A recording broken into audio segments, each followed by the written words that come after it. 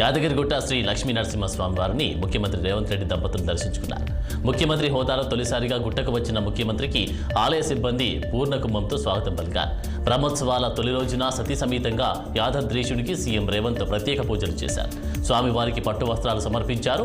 పూజల అనంతరం సీఎం రేవంత్ రెడ్డి దంపతులకు ఆలయ పండితులు వేద ఆశీర్వచనం అందించారు. అధికారులు స్వామివారి తీర్థ ప్రసాదాలు చిత్రపటం అందజేశారు. సీఎంతో పాటు ఉప ముఖ్యమంత్రి బట్టి విక్రమార్క, మంత్రులు కోమటిరెడ్డి వెంకటరెడ్డి, ఉత్తమ్ కుమార్ రెడ్డి, కొండ సురేఖ, ఎమ్మెల్యేలు బీర్ల ఐలయ్య, వేముల వీరేశం, కుంభం అనిల్ కుమార్ ఉన్నారు.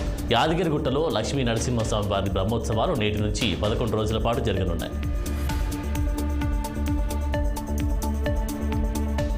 ముద్రగడ పద్మనాభం ప్రజలను ఉద్దేశించి మరోసారి లేఖ రాశారు. ఈ నెల 14న తాను వైఎస్ఆర్ కాంగ్రెస్ పార్టీలో చేరుతున్నాను అని, తాడేపల్లికి తన ప్రయాణంలో ప్రజలందరూ భాగస్వాములు కావాలంటూ పిలుపునిచ్చారు. తాను ఏ తప్పు చేయలేదంటూ ఆ లేఖలో పేర్కొన్నారు. సీఎం జగన్ పిలుపు మేరకు వైసీపీలో చేరుతున్నట్లు వివరించారు.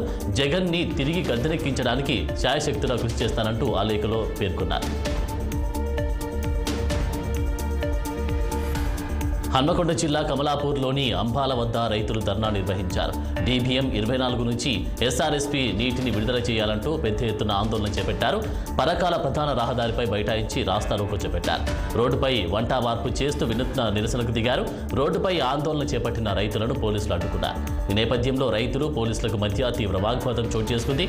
తమ సమస్య పరిష్కరించే వరకు ఆందోళన విరమించేది లేదని తేల్చి చెప్పారు.